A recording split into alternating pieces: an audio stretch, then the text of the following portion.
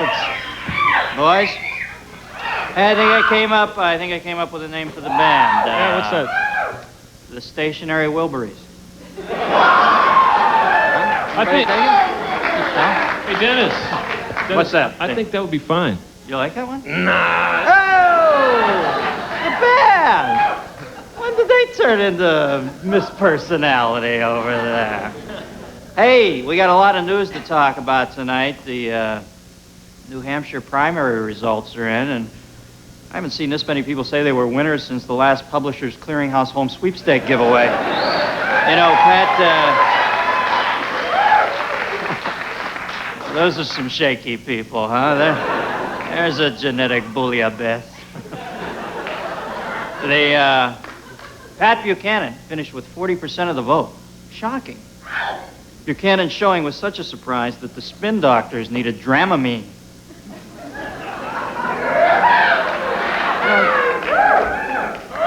Can't believe you kids hung me out on that joke. Spin doctors, motion sickness.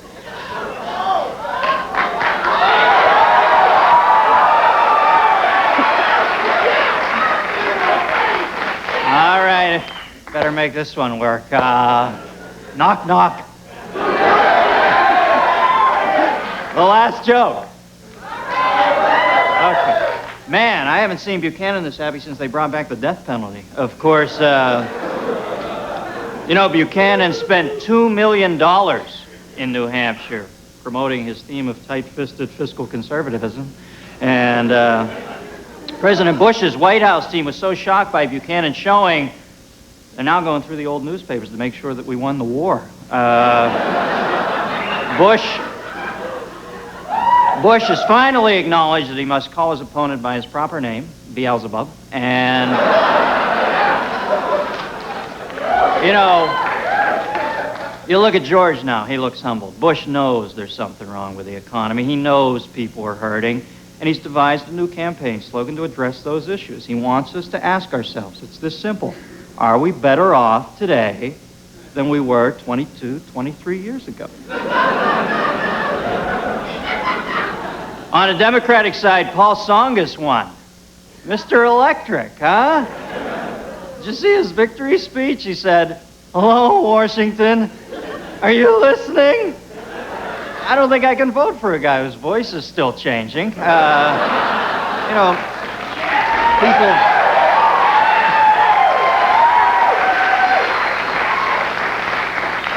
You know, people still don't believe Tsongas has enough charisma to be president. The one thing everyone agrees on, though, is that he would have made a great Mr. Roper on Three's Company.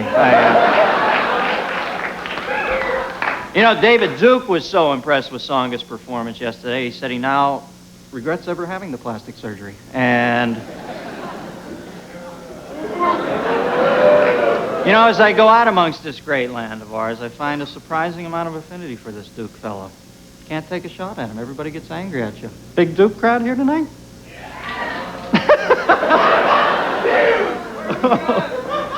Okay. Bill Clinton finished second, and he's calling himself the Comeback Kid now. Did you hear this new nickname Bill has? It's funny, that's what Jennifer Flowers used to call him because of his marvelous recuperative powers.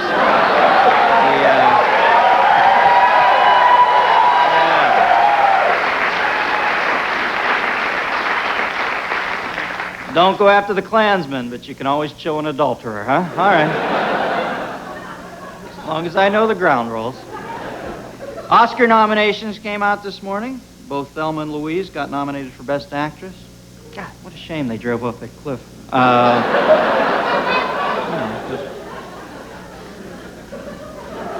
they'll have to send Sakine Littlefeather. Anybody know who that is? Nick? Remember when Brando won? He sent that Indian chick? Oh, yeah, right. Sakine Littlefeather. Yeah, that was She was in Playboy naked the next month. I love a cause-oriented woman. The New Kids on the Block still reeling from allegations that they don't sing their own song. You see this there in Korea. They had to cut short a concert. 200 fans charged the stage. New Kids later denied that the fans were actually from another band's concert. And, you see Dow Corning defending their breast implants now? Unbelievable. My God, Agent Orange, implants, Napalm. This company makes Exxon look like the Make-A-Wish Foundation, all right? These are rough guys over there.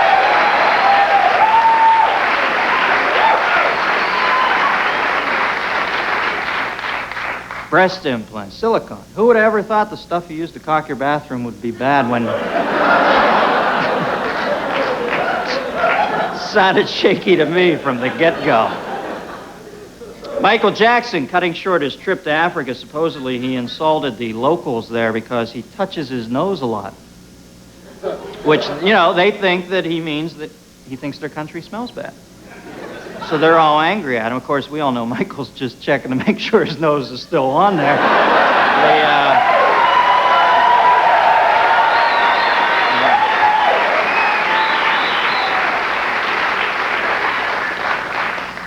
Nice crowd tonight. Holy day of the locust, Batman.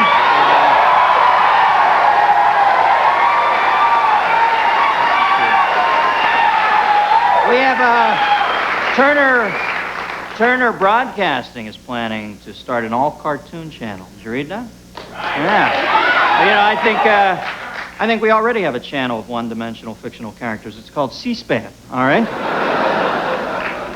And finally tonight, the city of Seattle will sponsor a spam carving contest on February 29th.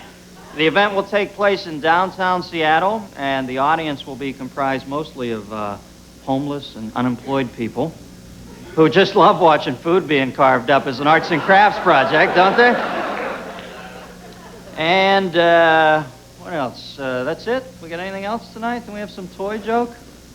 Yeah, USA Today reports that toys are becoming more grounded in reality for preschoolers. New toys include Little Tykes Beauty Salon, the Play School Car Repair Garage, and Mr. Welfare Check, which is a favorite of kids. I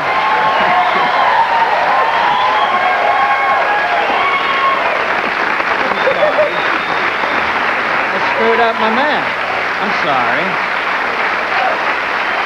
I got thrown out of whack.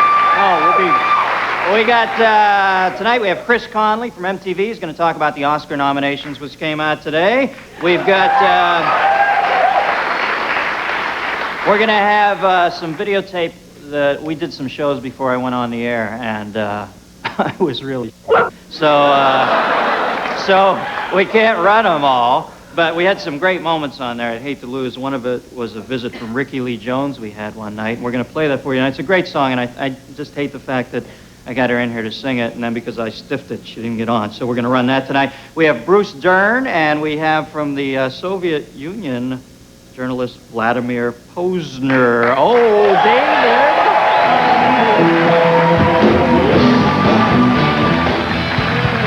This portion of the Dennis Miller Show is brought to you by Dawn Dishwashing Liquid. It takes grease out of your way.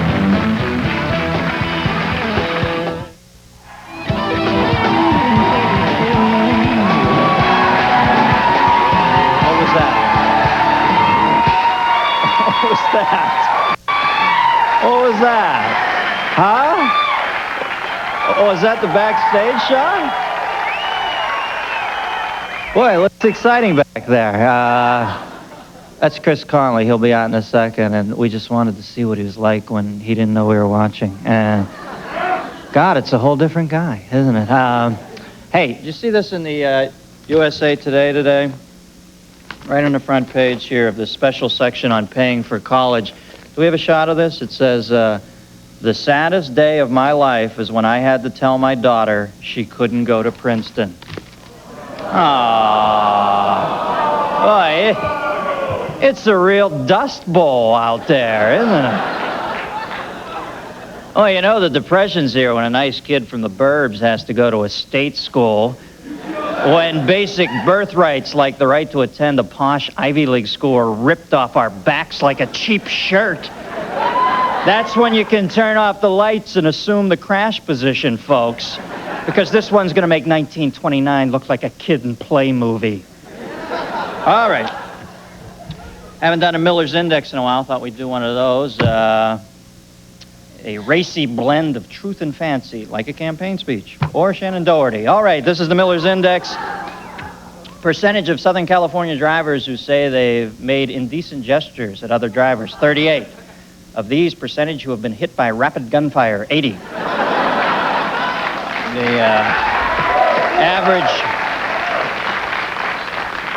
average number of moles on an adult's body, 25. Chances that they can be connected to form a picture, 1 in 9.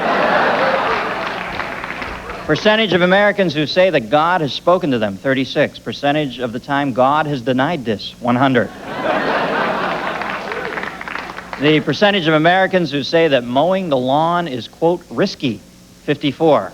Of these, percentage who believe that their lawn has, quote, a hidden agenda, 100. Average weight of a Chinese man's testicles in grams, 19. Yeah.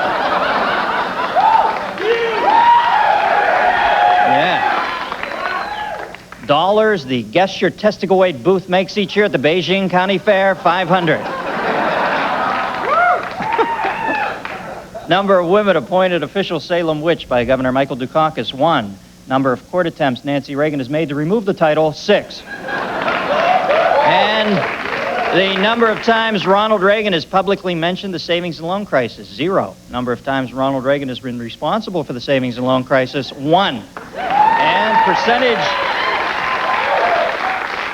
percentage of Iowans who say it's not the heat, it's the humidity, 87. Percentage of Iowans who say that again and I'll smack you, 13. Percentage of registered Democrats who say fishing is their favorite sport, 1.8. Percentage of Democrats, frontrunner Paul Tsongas support, that one's no good. And finally, thank God, I've been doing these for like 14 days. The Tsongas one just wasn't going to work anyway. We did it. Number of condoms the rock group Poison brought on their 1988 tour, 876. Number of cities they toured before they ran out, 1. And that's Poison.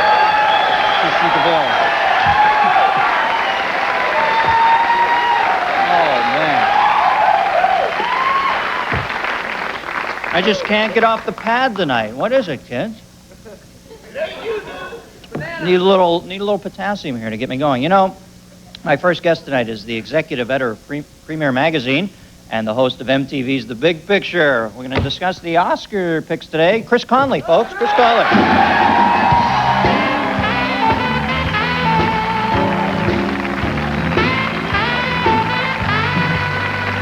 Hey. Thank you.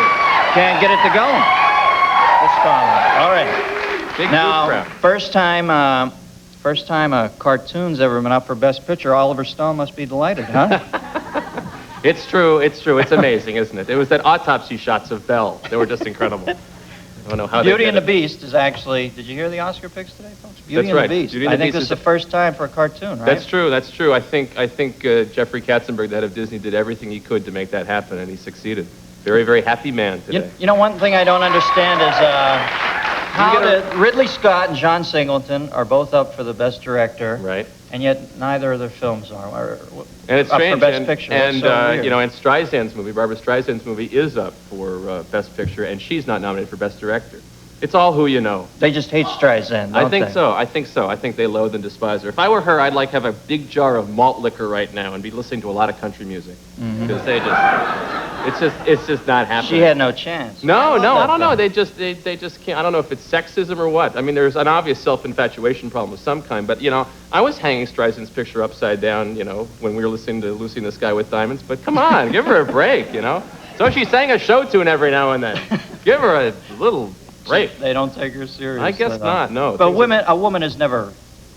Oh, an American woman has never been nominated for Best Director. Who's the foreign one? Lena I think Wertmüller? Lena Wertmüller was nominated for one of those films back in the 70s. But Penny Marshall didn't get it last year either, so got me. Don't know what's the deal there. Now it's going to be, it looks like now it's Thelma or Louise, because both of them are up for... That's right. It's going to be an interesting category. I mean, it's kind of wide open at this point. You can't really tell who it could turn out to be. I think Sarandon has a really good shot. I mean, you're looking at Gina Davis, you're looking at Laura Dern, who's really good. You're looking at her carrying a gun. That's right. Which, You got Jodie Foster, who's real good, and you got Midler in the movie that didn't do very well. So I think Sarandon could well take that category. I can't really tell. Now we have the Best Actor. We have... I was surprised Costner wasn't in this. Am I in the minority there? 'Cause No, I really liked him. Well, I think this is a three-man race. I think everybody figures it's Nolte, it's Hopkins, or it's Beatty. Because the thing about Oscars is it's not like the best performance. It's like the best way you've changed your life. It's like the best life makeover. Like Cher becomes serious and she does well. Right. Beatty has a baby, so he's going to do well. But I think this will want, you know. And Hopkins is just open to have steak tartare at the after thing party. We'll be right back with Chris Connelly after this, folks.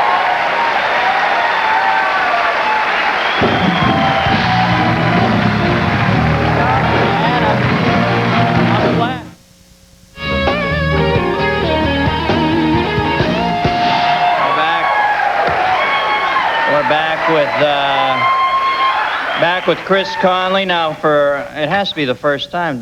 We have a mother and daughter both nominated for an Oscar this year? That's true. I can't think of an example before. I mean, we've had five here. We have father-daughter. We've had father-son. It's kind of like a Chinatown thing. What was the father-daughter? Barrymore's? I can't remember. Well, I guess it would have been maybe the Houstons, maybe one year. Right. That's a possibility. Yeah, for Prizzi's honor. What's the biggest shock to you today? Who got screwed the worst? I think Streisand obviously is a huge shock. Although the biggest shock for me was to discover that Hook had a song. It does? I don't want my money back. I had no idea, you know? I don't remember. I guess the song had no hook. Yeah, I was trying to... it was that little girl singing on the back of the ship. Remember that? That's right. Yeah, something like that, right before she... No, I don't remember. No, I have no idea. I had no idea there was a song in Hook. I was shocked. There were 3 songs nominated from Beauty and the Beast, and 1 from Hook, and I had no idea. I thought Eric Clapton's song from Rush should have gotten nominated, but they didn't ask me. Happening guy.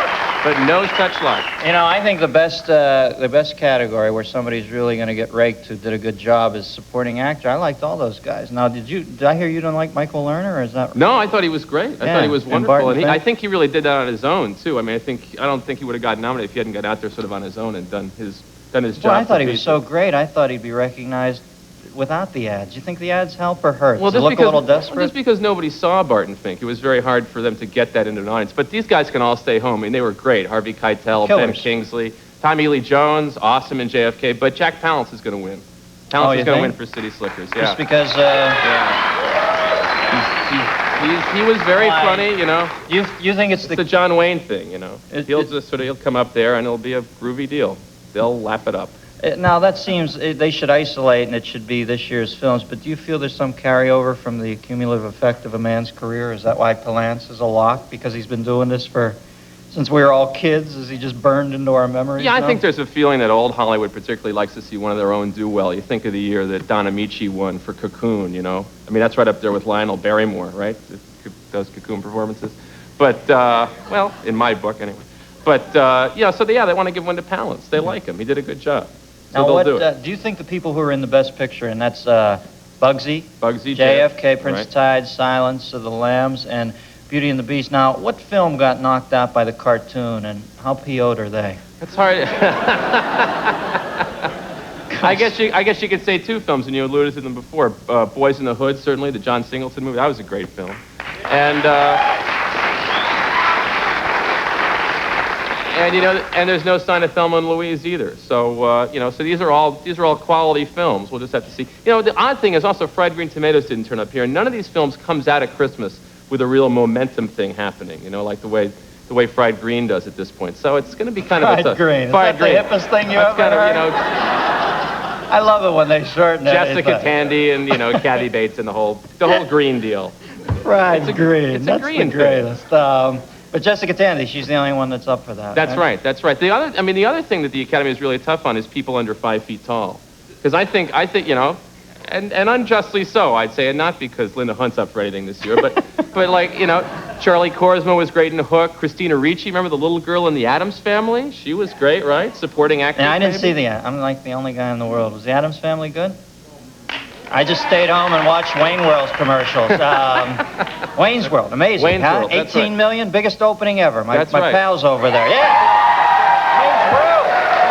Chris, thanks for coming on, buddy. Chris Connelly, folks. Wayne's World. We'll be right back. Rickie Lee Jones on tape. I screwed up.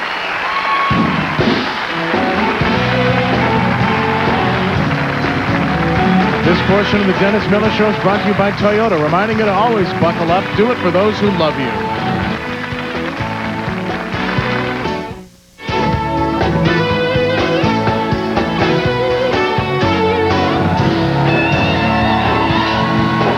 This kid's asleep. He's asleep.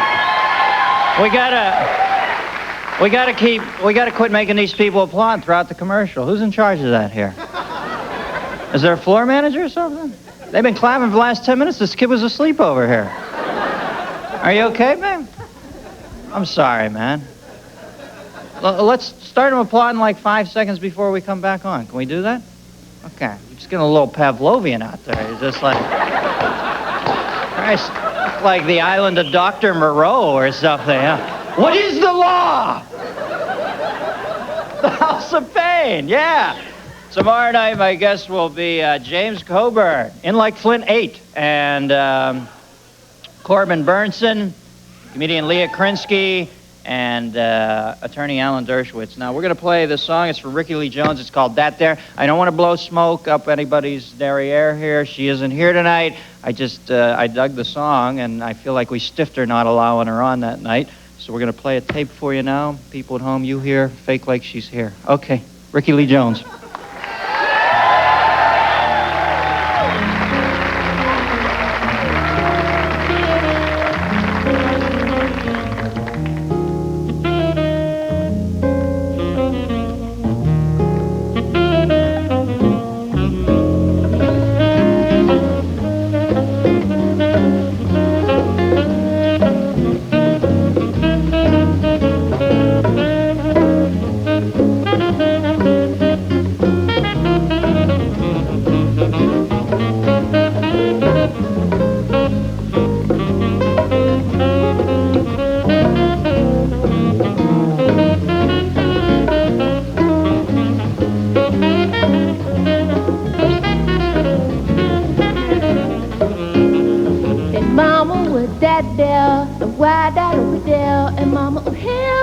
Look at that over there. What they doing there?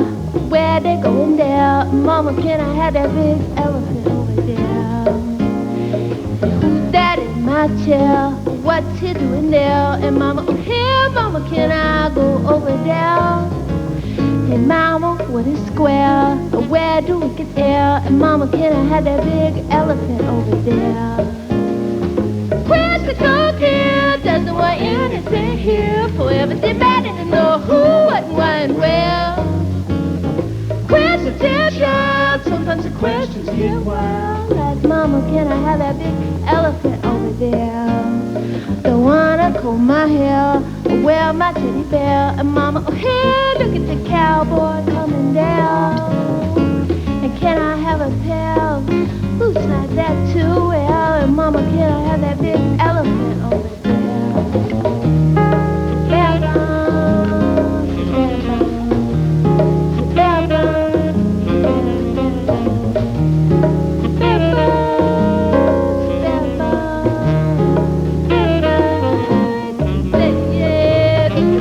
Time will march, the year will go. My little baby going to grow. I gotta tell her what she needs to know. I'll help her along, and she'll be strong, and she will know right from wrong. As life's parade goes trudging by, she's gonna wanna know the reasons why. And I won't have all the answers, but I'll try the best as I can, and we will make a plan, because I think you give a kid your best, and she will do the rest. When you finally set your head into the world somewhere, but though she be grown, I'm betting I never will forget. Mama, can I have that big elephant over there? Hey, how you work that there, and why that do that there? And Mama, oh here, Mama, here with that tail there. Hey, Mama, what is fair? Come I have to share. Mama, can I have that big elephant over there? And Mama, can I have that big elephant? Yeah. And Mama, can I have that big elephant over there?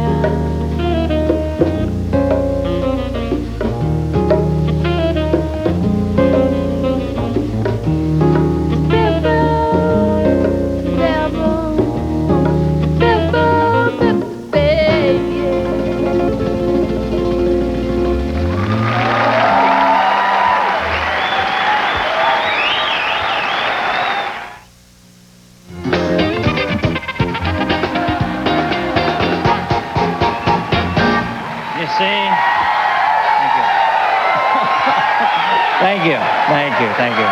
Thank you.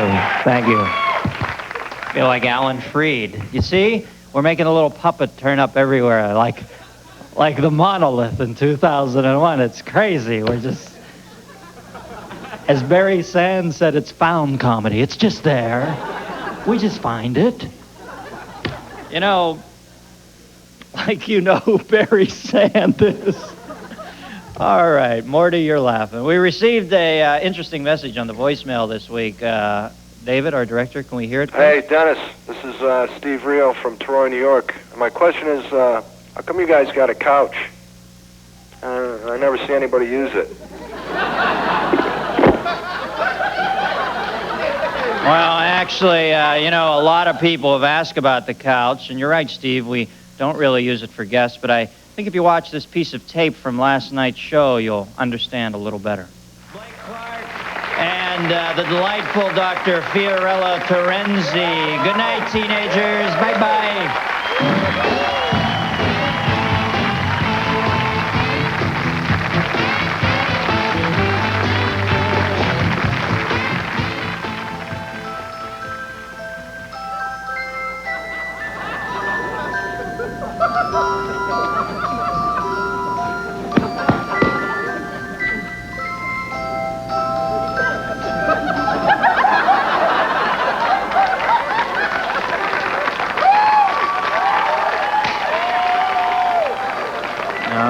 Down to sleep. I pray the Lord my ratings to keep. If I should be canceled before I wake, I pray the Lord my show to take. Guess what, God? That's the prayer, and I am a little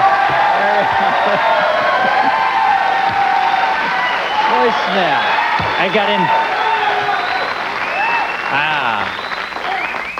I got in my jammies. We made s'mores and watched Fiend Without a Face. Pace yourself. It's a lifelong race, was the advice my next guest gave his daughter Laura when she became an actor. Today she joins her mother Diane Ladd in making Academy Award history as the first father-mother-daughter combination to have received nominations. Please welcome Bruce Dern. Hey, Bruce.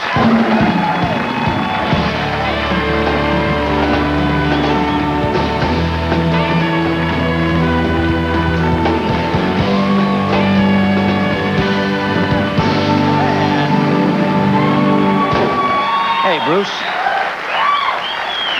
Now, you're one of my favorite actors of all time. I really mean that. And everybody, you know, they always give you blow smoke, or what is the word they use? They call you unctuous when you say stuff. But I really mean that. Thank you. I think you're one of the best actors we have. Now, it must have caught you on a good day here. Or maybe, you happy for your ex-wife, or does that piss you off? No,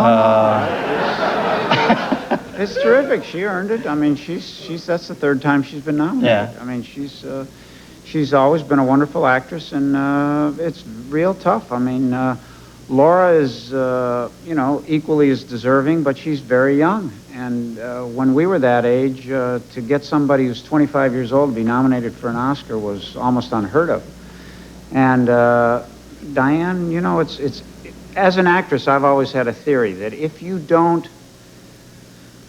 get a seat at the table by the time you're 30 years old in this industry, it takes a woman almost until she's in her 50s before she can be rediscovered. All right. There's something about 18 to 25 where there's a lot of roles, and then 25 to 30 a few, and then after 30 it takes about 20 years before, outside of that, those one or two girls that have the slot, and are there for good.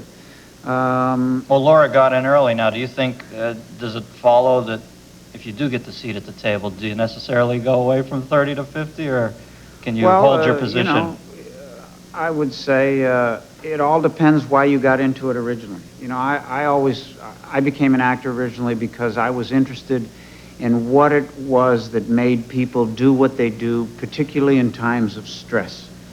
And Laura has similar feelings to that. I mean, she became an actress really because she's involved in the human condition. That's really what her interest is and what her concerns are.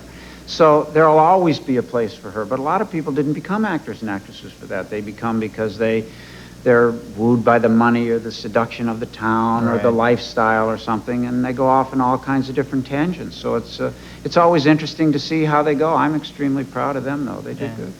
Well, those motivations that you expressed to get into acting seem like rather sincere ones. But when you started out in this town, it's almost tough. You had to go through the Corman School to some extent, didn't you? Well, I didn't get the Corman School until I'd done 10 years. Oh, really? I mean, Talking about Roger Corman, who's sort of like the Gertrude Stein of young filmmakers in this town. I've always felt that you really get your moniker in this business. You really get discovered as an actor or an actress the way people first perceive you in a fairly large role, Right. whether it's on television, in the theater, or in films. And I, as a young actor, took any part that came along. And usually it was some accented hillbilly, psychotic, who was into all kinds of stuff he shouldn't have been into and up to no good. And I always felt that if I was going to make a living for a long time and have to do those kind of roles, that it would be important to do them with a bit of a flair. Mm-hmm. Well, you certainly did And that was the thing that I was always interested in. I mean, I always thought that why are we reading about the bad men 100 years ago? What is it that made these bad men the ones we read about? What about all the other bad men we don't read about? Well, they had something unique. They had a little bit of style. Psychotic savoir-faire, That's right. so to speak.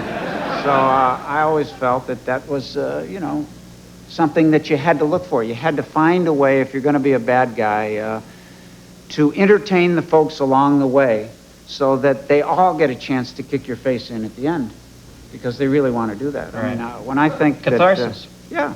Oh, absolutely. I mean, I remember it after doing 15 years and about 130 television shows and 22 movies, I got a part in a movie called Silent Running, which was...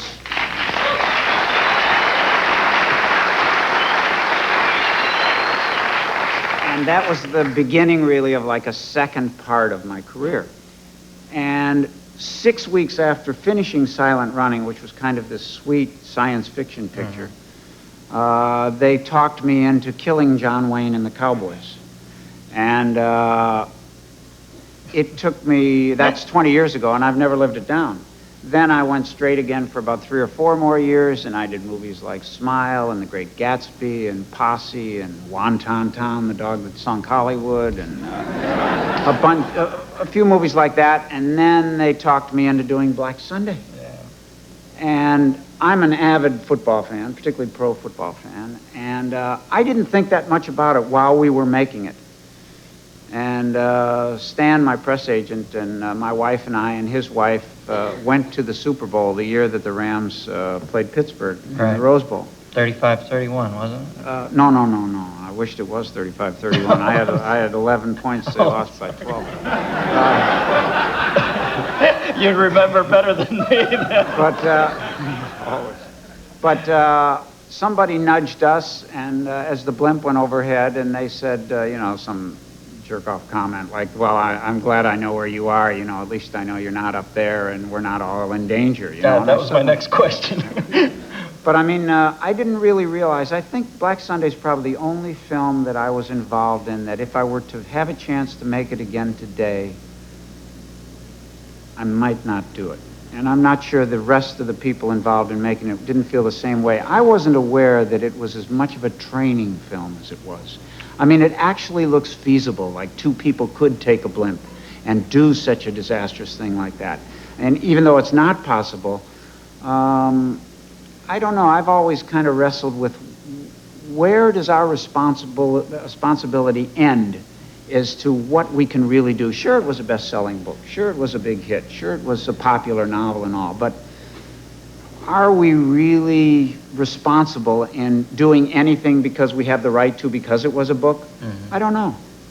Well, man, it's odd for me to hear you say that you might not have done that, because I thought it was just riveting. When you and her knew that you were going to die, that was such a point. Who was that actress again? She was Al Pacino. Keller. Yeah, Martha Keller. I don't see much of her anymore. Well, she did that movie, Bobby Deerfield, Right, after that right. with Al Pacino. It's a thrill to meet you, Bruce. Well, you Thanks for too, coming man. on, buddy. Thank you Bruce for Dern, having me. folks. We'll be right back with Vladimir Pozner right after this.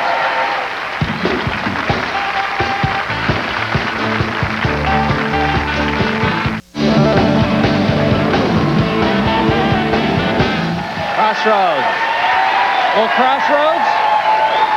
Little crossroads there? Yeah. Rockin' Robert Johnson. Hey, through his appearances on Nightline, my next guest became one of the first faces of Glasnost. Now he has written a book about the attempted coup in the Soviet Union last year. It's called Eyewitness, and this is Vladimir Pozner. Folks, please welcome.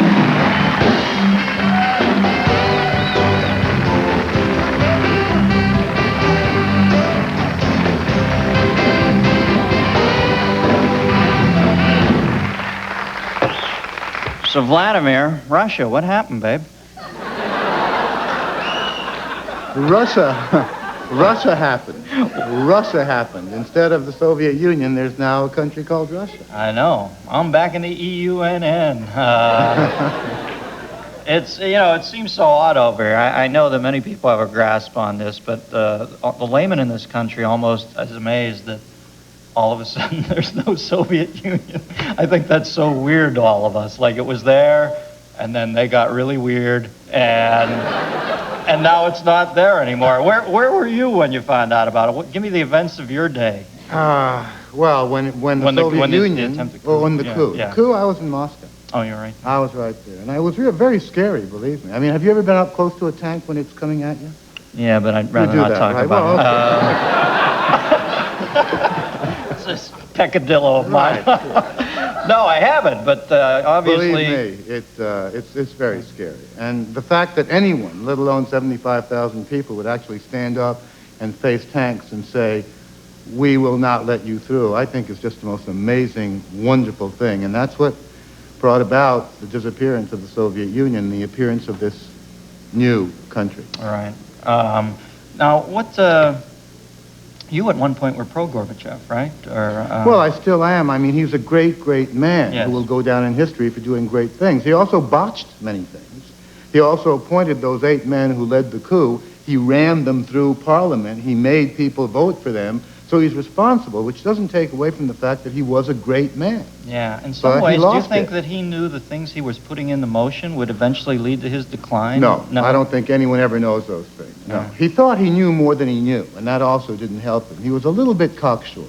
Right. It happens to some people. Well, when you have the omnipotent power in any particular country, right. Yeah, you tend to get a little weird. It happened to Diana Ross, too.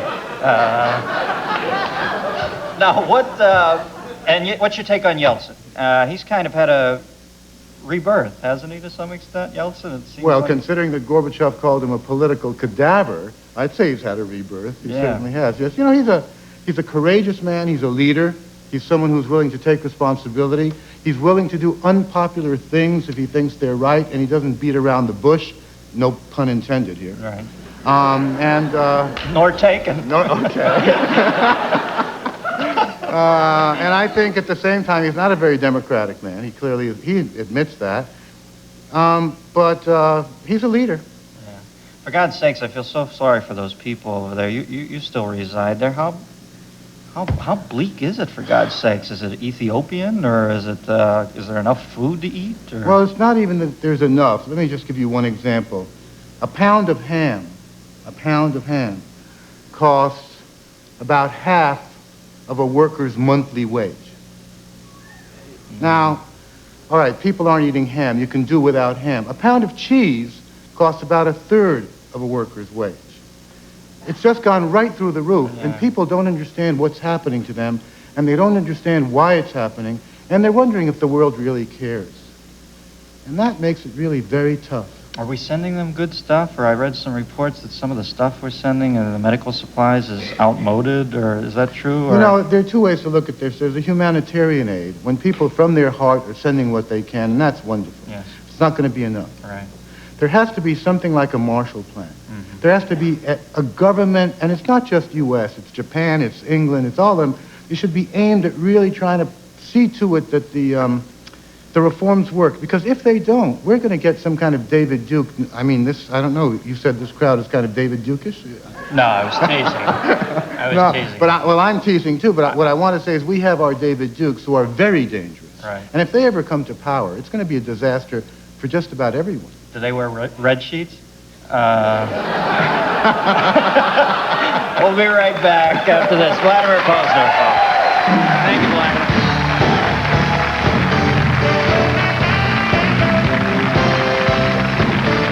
This portion of the Dennis Miller Show is brought to you by Pringles. So fresh, once you pop, you can't stop.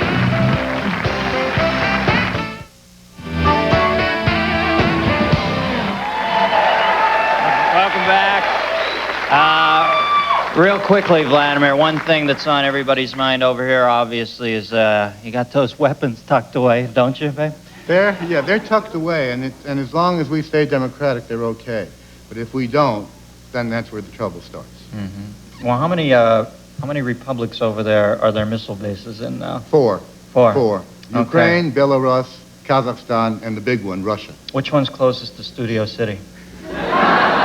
I would say probably Russia. All right, talk to him for me. I'm a nice guy. I'd like to thank my guests tonight. Vladimir, thanks for coming on. Vladimir, Chris Connelly, Rickie Lee Jones, and Bruce Dern. Thank you, kids. Good night, teenagers.